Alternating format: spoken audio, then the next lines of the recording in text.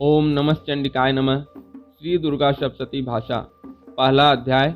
महर्षि ऋषि का राजा सूरत और समाधि को देवी की महिमा बताना। महर्षि मार्कंडेय जी बोले, सूर्य के पुत्र सावर्णिक की उत्पत्ति की कथा विस्तार पूर्वक कहता हूँ, सुनो।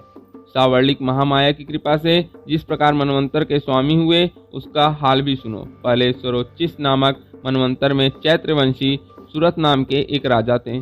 सारी पृथ्वी पर उनका राज्य था। वह प्रजा को अपने पुत्र के समान मानते थे, तो भी कोलाहलवंशी राजा उनके शत्रु बन गए। दुष्टों को दंड देने वाले राजा सूरत की उनके साथ लड़ाई हुई। कोलाहलवंशियों के संख्या में कम होने पर भी राजा सूरत युद्ध में उनसे हार गए। तब वो अपने नगर में आ गए। केवल अपने देश का राज्य ही उनके पास रह गया और वह उसी देश के राजा होकर राज्य करने लगे। किंतु उनके शत्रुओं ने उन पर वहां भी आक्रमण किया। राजा को बलहीन देखकर उसके दुष्ट मंत्रियों ने राजा की सेना और खजाना अपने अधिकार में कर लिया। राजा सूरत ने अपने राज्याधिकार को हारकर शिकार खेलने के बहाने घोड़े पर सवार होकर वहां से एक भयंकर वन की ओर चले गए। उस वन में उन्होंने महर्षि मेधा का आश्रम देखा। वहां मेधा महर्षि अपने शिष्यों तथा मुनियों से सुशोभित बैठे हुए थे और वहां कितने ही हिंसक जीव परम शांति भाव से रहते थे। राजा सूरत ने महर्षि मेधा को प्रणाम किया और महर्षि ने भी उनका उचित सत्कार किया। राजा सूरत महर्षि के आश्रम में कुछ समय तक ठहरे। अपने नगर की ममता के आकर्षण से राजा अपने मन में सोचने लगे, पूर्व काल में पूर्वजों ने जिस नगर का पालन किया था वह आज मेरे हाथ से निकल गया। मेरे दुष्ट एवं दुरात्मा मंत्री मेरे नगर की अपधर्म से रक्षा कर रहे होंगे या नहीं। मेरा प्रधान हाथी जो कि सदा मत की वर्षा करने वाला और सूरवीर था, मेरे वैरियों के वश में होकर न जाने क्या दुख भोग रहा होगा। मेरे आज्ञाकारी नौकर जो मेरी कृपा से धन और भोजन पाने से सदा सुखी रहते थे और मेरे पीछे पीछे चलते थे, वह अब निश्चय ही दुष्ट राजाओं का अनुसरण करते होंगे तथा मेरे दुष्ट एवं दुरात्मा मंत्रियों द्वारा व्यर्थी धन को व्यय करने से संचित किया हुआ मेरा धन खजाना एक दिन अवश्य खाली हो जाएगा। इस प्रकार की बहुत सी बातें सोचता हुआ राजा निरंतर दुखी रहने लगा। एक दिन राजा सूरत ने महर्षि मेधा के आश्रम के निकट एक वैश्य को देखा। राजा ने उससे पूछा, भाई तुम कौन हो? यहाँ तुम्हारे आने का क्या कारण है और तुम मुझे शोकग्रस्त अनमने से दिखाई देते हो, इसका क्या कारण है? राजा के नम्र वचन सुन वैश्य ने महाराज सूरत को प्रणाम करके कहा। वैश्य बोला, राजन मेरा नाम समाधि है। मैं धनियों के कुल में उत्पन्न एक वैश्य हूँ। मेरे दुष्ट स्त्री पुत्रादिकों ने लोभ से मेरा सब धन छीन लिया है और मुझे घर से निकाल दिया है। मैं इस तरह से दुखी होकर इस वन में चला आया हूँ और यहाँ रहता हूँ। मैं इस बात को भी नहीं जानता कि अब सब घर में इस समय कुशल हैं या नहीं। यहाँ मैं अपने परिवार का आचरण संबंधी कोई समाचार भी नहीं पा सकता कि वह सब कुशल पूर्वक हैं या नहीं। मैं अपने पुत्रों के संबंध में यह भी नहीं जानता कि वह सदाचारी हैं या दुराचार में फंसे हुए हैं। राजा बोले, जिस धन के लोभी स्त्री पुत्रों ने तुम्हें घर से निकाल दिया है, फिर भी तुम्हारा चित्त उनसे क्यों प्रेम करता है? वैश्य ने कहा, मेरे विषय में आपका ऐसा कहना ठीक है, किंतु मेरा मन इतना कठोर नहीं है। यद्यपि उन्होंने धन के लोभ में पड़कर पितृ स्नेह को त्याग कर मुझे घर से निकाल दिया है, तो भी मेरे मन में उनके लिए कठोरता नहीं आती। हे महामते, मेरा मन फिर भी उनमें क्यों फंस रहा है? मैं इस बात को जानता हुआ भी मैं नहीं जान रहा। मेरा चित्त उनके लिए दुखी है। मैं उनके लिए लंबी लंबी सांसें ले रहा हूँ। उन लोगों में प्रेम नाम को भी नहीं है, फिर भी ऐसे निस्नेहियों के लिए मेरा हृदय कठोर नहीं होता। महर्षि मार्कंडेय जी ने कहा, हे ब्राह्मण। इसके पश्चात महाराजा सूरत और वह वैश्य दोनों महर्षि मेधा के समीप गए और उनके साथ यथा योग्य न्याय संभाषण करके दोनों ने वार्ता आरंभ की। राजा बोले, हे भगवान, मैं आपसे एक बात पूछना चाहता हूँ, सो आप कृपा करके मुझे बताइए।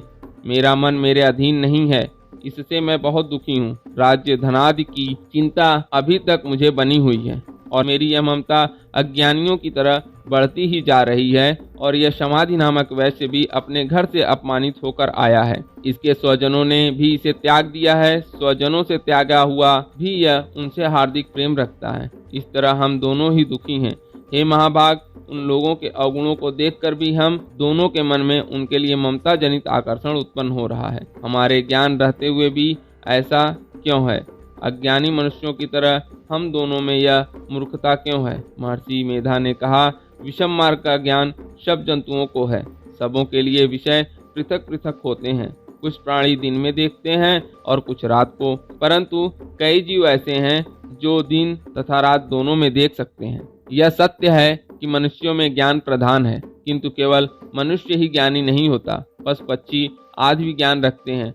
जैसे यह पशु पक्षी ज्ञानी है, वैसे ही मनुष्यों का ज्ञान है, और जो ज्ञान मनुष्यों में है वैसे ही पशु पक्षियों में है, तथा अन्य बातें भी दोनों में एक जैसी पाई जाती हैं। ज्ञान होने पर भी इन पक्षियों की ओर देखो कि अपने भूख से पीड़ित बच्चों की चोंच में कितने प्रेम से अन्न के दाने डालते हैं। हे राजन, ऐसा ही प्रेम मनुष्यों में अपनी संतान के प्रति पाया जाता है। लोभ के कारण अपने उपकार का बदला पाने के लिए मनुष्य पुत्रों की इच्छा करते हैं और इस प्रकार मोह के गड्ढे में गिरा करते हैं। भगवान श्री हरि की जो माया है उसी से यह संसार मोहित हो रहा है। इसमें आश्चर्य की कोई बात नहीं, क्योंकि यह भगवान विष्णु की योग निद्रा है। यह माया ही तो है जिसके कारण संसार मोह में जकड़ा हुआ है। यही महामाया भगवती देवी ज्ञानियों के चित्त को बलपूर्वक खींचकर मोह में डाल देती है और उसी के द्वारा संपूर्ण जगत की उत्पत्ति होती है। यही भगवती देवी प्रसन्न होकर मनुष्य को मुक्ति प्रदान करती है। यही संसार के बंधन का कारण है तथा संपूर्ण ईश्वरों की भी स्वामिनी है। महाराजा सूरत ने पूछा, भगवान, वह देवी कौन सी हैं जिनको आप महामाया कहते हैं? हे ब्राह्मण, वह कैसे उत्पन्न हुई और उसका कार्य क्या है? उसके चरित्र कौन कौन से हैं? प्रभो, उसका जैसा प्रभाव हो, जैसा स्वरूप हो, वह सभी कृपा कर मुझसे कहिए, मैं आपसे सुनना चाहता हूँ।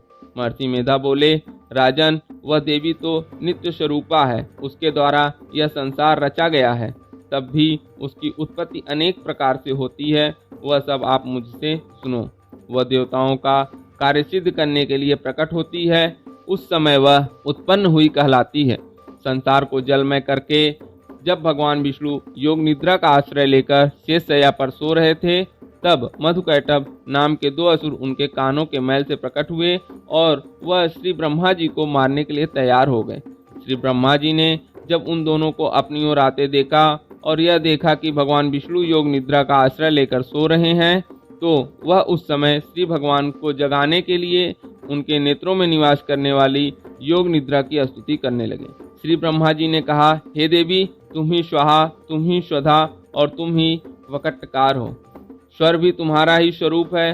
तुम ही जीवन देने वाली सुधा हो। नित्य अक्षर प्रणव में अकार, उकार, मकार, इन तीनों में मात्राओं के रूप में तुम ही स्थित हो। इसके अतिरिक्त जो बिंदुपथ अर्ध मात्रा है, जिसका कि विशेष रूप से उच्चारण नहीं किया जाता है, हे देवी, वह भी तुम ही हो। हे देवी, संध्या, सावित्री तथा परम जननी तुम ही हो। तुम इस विश्व को धारण करने वाली हो। तुमने ही इस जगत की रचना की है और तुम ही इस जगत का पालन करने वाली हो, और तुम ही कल्प के अंत में सबको भक्षण करने वाली हो। हे देवी, जगत की उत्पत्ति के समय तुम सृष्टि रूपा होती हो, पालन काल में स्थित रूपा हो और कल्प के अंत में संहार रूप धारण कर लेती हो। तुम ही महाविद्या, महामाया, महामेधा, महारात्रि और मोहरात्रि हो। श्री ईश्वरी और बोध स्वरूपा बुद्धि भी तुम ही हो। लज्जा, पुष्टि, तुष्टि, शांति और क्षमा भी तुम ही हो। तुम खड्गधारणी, शूलधारणी, घोर रूपा तथा गदा, चक्र, शंख और धनुष को धारण करने वाली हो। बाण, भुषुंडी और परिघ, यह भी तुम्हारे ही अस्त्र हैं। तुम सौम्य और सौम्यतर हो। यही नहीं बल्कि जितनी भी सौम्य तथा सुंदर वस्तुएं इस संसार में हैं, उन सबसे बढ़कर सुंदर तुम हो। पर और अपर सबसे पर रहने वाली सुंदर तुम ही हो। हे सर्वस्व स्वरूपे देवी, जो भी सत असत पदार्थ हैं और उनमें जो शक्ति है वह तुम ही हो। ऐसी अवस्था में भला तुम्हारी स्तुति कौन कर सकता है? इस संसार की सृष्टि, पालन और संहार करने वाले जो भगवान हैं, उनको भी जब तुमने निद्रा के वशीभूत कर दिया है, तो फिर तुम्हारी स्तुति कौन कर सकता है? मुझे भगवान विष्णु तथा भगवान शंकर को शरीर धारण कराने वाली तुम ही हो। तुम्हारी स्तुति करने की शक्ति किसमें है? हे देवी, तुम तो अपने इन उदार प्रभावों के कारण ही प्रशंसनीय हो।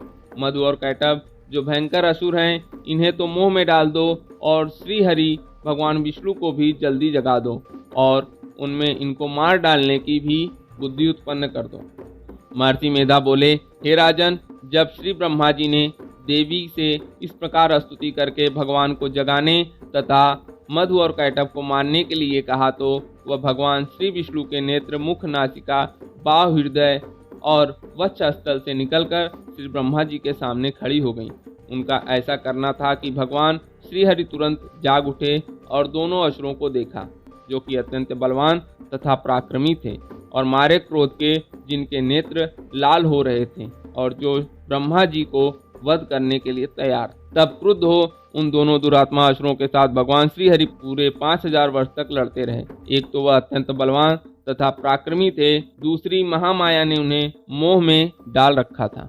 अतः वह श्री भगवान से कहने लगे, हम दोनों तुम्हारी वीरता से अत्यंत प्रसन्न हैं, तुम हमसे कोई वर मांगो। भगवान ने कहा, यदि तुम मुझ पर प्रसन्न हो तो अब तुम मेरे हाथों मारे जाओ, बस इतना सा ही वर मैं तुमसे मांगता हूँ। यहाँ दूसरे वर से क्या प्रयोजन है? महर्षि मेधा बोले, इस तरह से जब वह धोखे में आ गए और अपने चारों ओर जल ही जल देखा तो भगवान श्रीहरि से कहने लगे, जहाँ पर जल न हो, सूखी जमीन हो, उस जगह हमारा वध कीजिए। महर्षि मेधा कहते हैं, तथास्तु कहकर भगवान श्रीहरि ने उन दोनों को अपनी जांघ पर लिटाकर उन दोनों के सिर काट डाले। इस तरह यह देवी ब्रह्मा जी के स्तुति करने पर प्रकट हुई थीं। अब तुमसे उनके प्रभाव का वर्णन करता हूँ, सो सुनो।